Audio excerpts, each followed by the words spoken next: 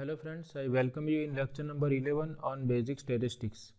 From last several lectures we are discussing measures of dispersion. In earlier lecture we have discussed how to find out quartile deviation, range and interquartile range for ungrouped data. Today we are going to discuss how to compute quartile deviation and interquartile range in case of discrete frequency distribution. So first we understand the method for finding quartiles for discrete frequency distribution, and then we will see how to find out quartile deviation and interquartile range. In fact, interquartile range is nothing but difference between third and first quartile, and this quartile deviation is half of interquartile range. So for quartile deviation or interquartile range, we must be able to find out third and first quartiles. So first we discuss how to find out first and third quartiles for discrete frequency distribution, and then we will take an example of finding quartile deviation and interquartile range for discrete frequency distribution. So suppose we have some frequency distribution where x denotes the variable and f denotes the corresponding frequency. Suppose sum of all the frequencies is denoted by small n, that means there are n number of observations. Now to find out quartiles, first we have to find out cumulative frequencies that we can obtain by adding corresponding frequencies. Now to find out first quartile, we will remember this formula q1 equal to n plus 1 by 4th observation. In the case of quartiles, we are dividing by 4 because quartiles divide the data into 4 equal parts. So for first quartile, we will divide n plus 1 by 4 and we will find out n plus 1 by 4th observation, or observation at the position n plus 1 by 4, and to decide that position we will use cumulative frequencies. Similarly, to find out third quartile, we will multiply this n plus 1 by 4 by 3 and we will find out 3 into n plus 1 by 4th observation, or observation at the position 3 times n plus 1 by 4, and that position will be decided by using cumulative frequency. Now in both the cases, suppose n plus 1 by 4 or 3 into n plus 1 by 4 is not an integer, then we will follow this not. First we understand with the help of example. Suppose n plus 1 by 4 is not an integer, say 5.5, then first quartile will be equal to, we will write this 5.5 as 5 plus 0.5, that is, this is the integer and this is the fractional value. So to find out first quartile, first we write down 5th observation, which corresponds to this integer part, plus 0.5 times 6th observation minus 5th observation. So because we are having 5th observation here, we subtract 5th observation from the 6th observation. Similarly, suppose instead of 5.5, suppose I have this type of decimal value or fractional value. Suppose I obtain 7.25, then this I will write as 7 plus 0.25. Then in that case, first quartile will be equal to 7, that is this 7th observation, then this fractional value 0.25, here I have to write 7th observation. So 7th observation plus this fractional value into, after 7th we have 8th observation, so difference of 8th and 7th observations. So that will give us q1. Same thing for the case of third quartile also we will follow. So we will remember these two formulas. q1 is n plus 1 by 4th observation, q3 is 3 times n plus 1 by 4th observation, and if this n plus 1 by 4 comes in a decimal, or suppose it is not an integer, then first we separate the integer and fractional part. For example, we consider say 9.27. So we separate integer part and fraction part, that is 0.27. Then we add these two observations, integer number observation. Here integer number is 9, so we add 9th observation with this fractional value multiplied by difference of 10th and 9th observation. So here I have written add the integer number observation, that is 9, and the positive difference of the integer observation and its next observation.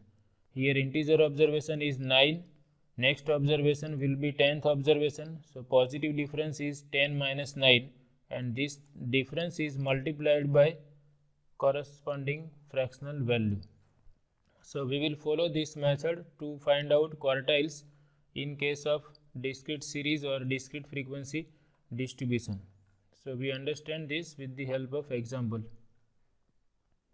And once we know Q1 and Q3, we can find out quartile deviation. Quartile deviation is given by Q3 minus Q1 divided by 2, where Q3 minus Q1 is nothing but interquartile range. So with this in mind, we try to do this example. And one more thing, similarly we can find out second quartile also. Here I have not written because I don't require, but Q2 is also obtained in this way. For Q1 we are multiplying this n plus 1 by 4 by 1. For Q3 we are multiplying this n plus 1 by 4 by 3. For Q2 we will multiply this n plus 1 by 4 by 2. So Q2 will be equal to 2 times n plus 1 by 4th observation, and we know that Q2 is nothing but median of given distribution. So for Q1 we will concentrate on n plus 1 by 4th observation. For Q2 we will concentrate on 2 times n plus 1 by 4th observation. For Q3 we will concentrate on 3 times n plus 1 by 4th observation. So this we have to remember, we are considering n plus 1 by 4. For Q1 we are multiplying this by 1.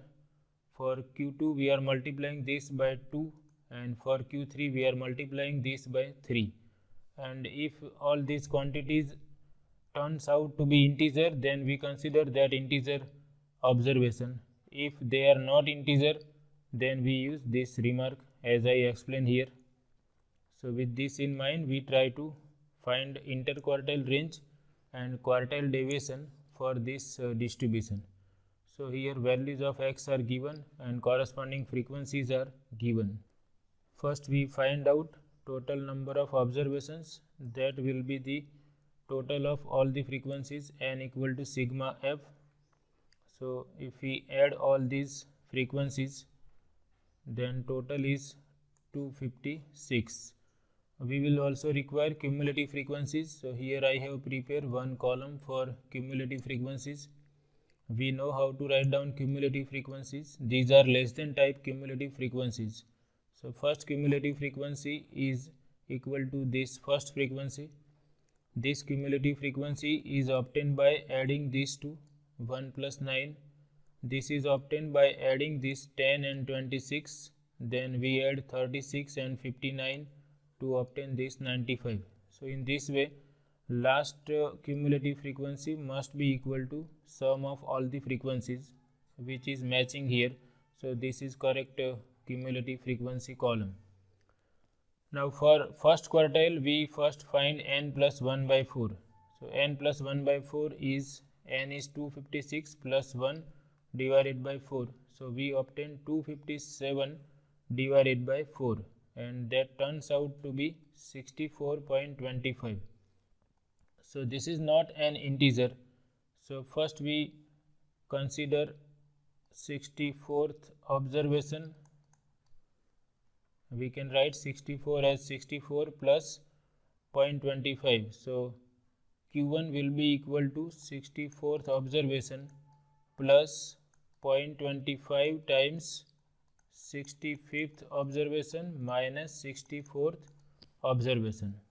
So that we have written here, first quartile Q1 is Q1 equal to 64th observation plus 0.25 times 65th observation minus 64th observation. Now 64th and 65th observation we can decide by cumulative frequencies. So here if we observe cumulative frequencies, then up to this there are 36 observations. Here this 36 corresponds to this. So up to 36 observations are 0, 1 and 2. As we have discussed that there is only one observation with x equal to 0. There are 10 observations with x equal to 1. These are not 10 observations. There are 9 observations with x equal to 1. That means first observation is 0 and observations starting from 2 to 10 are taking value 1. Then there are 26 observations with x equal to 2 and up to this 10th observation x is 1. So starting from 11 up to 36 x is 2.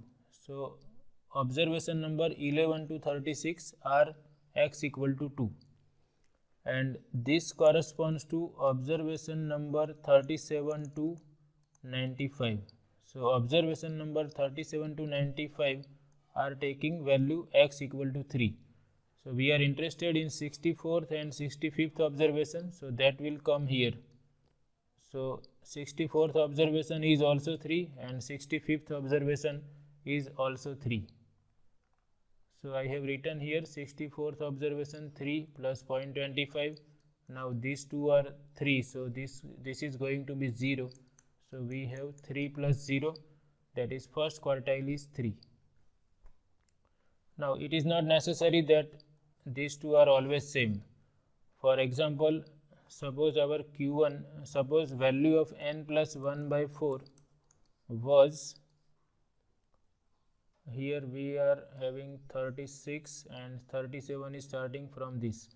So suppose value of n plus 1 by 4 was 36.5 say, then in that case we have 36th observation plus 0.25 into 37th observation minus 36th observation.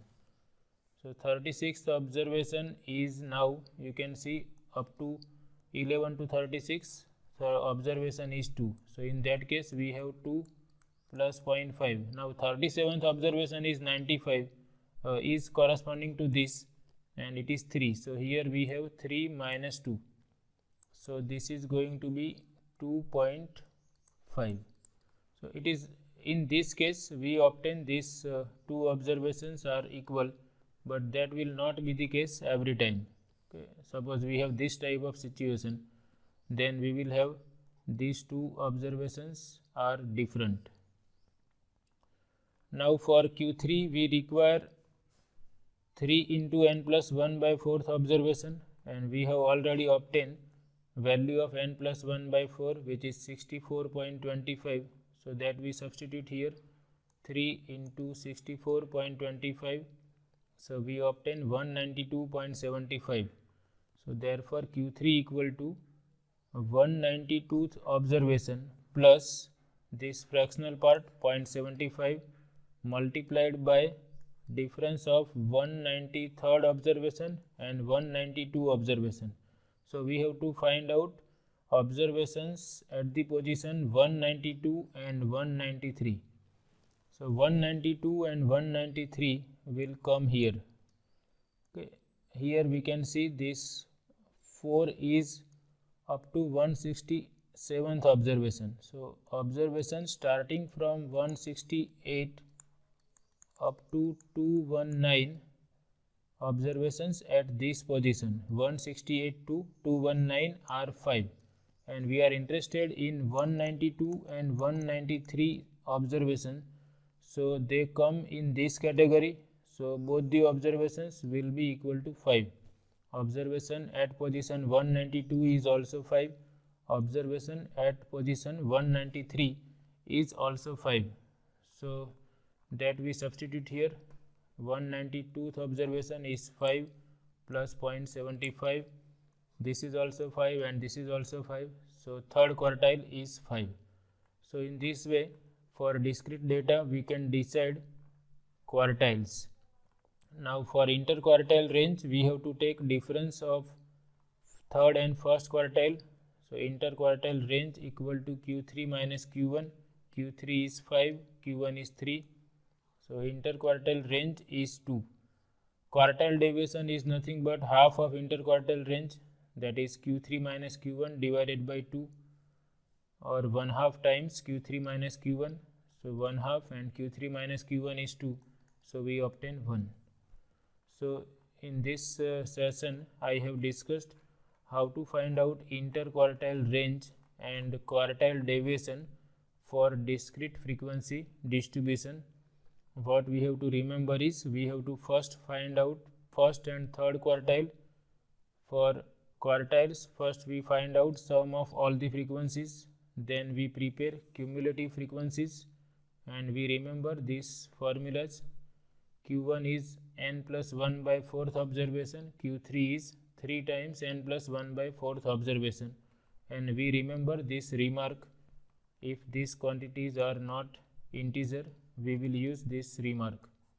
Okay, we will separate this integer part and fractional part, then we add integer part observation plus fractional part into difference of integer part observation and its next observation. Okay, so this is all about this lecture. In next lecture we will discuss how to find out quartile deviation for continuous frequency distribution. Thank you.